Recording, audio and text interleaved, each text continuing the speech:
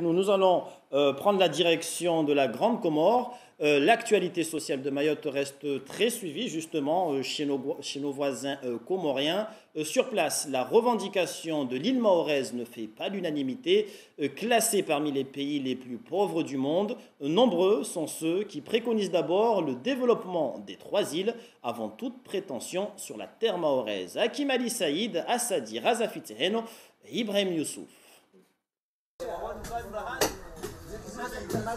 Rahaya, village de pêcheurs et d'agriculteurs à l'entrée nord de la capitale de l'Union des Comores.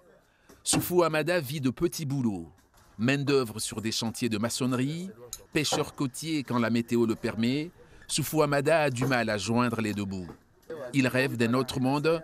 À 31 ans, Soufou Hamada a fondé une famille, des responsabilités qui le freinent dans l'élan de quitter son pays pour un monde qu'il espère meilleur. Avec tout le travail qu'on fait, on a juste de quoi survivre. Mais ici, il n'y a pas un réel espoir d'une vie digne. On travaille juste pour survivre.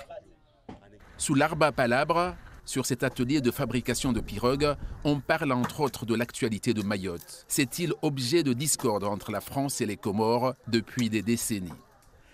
S'il plaît à Dieu, le jour où Mayotte reviendra dans notre nation, tout ira mieux.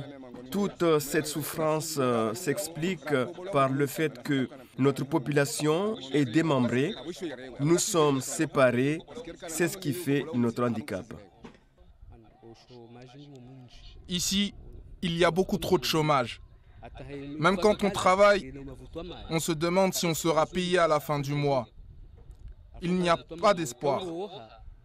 Et sans espoir, les Mahorais ne reviendront pas parmi nous. Il nous faut des hôpitaux, il nous faut de meilleures conditions de vie.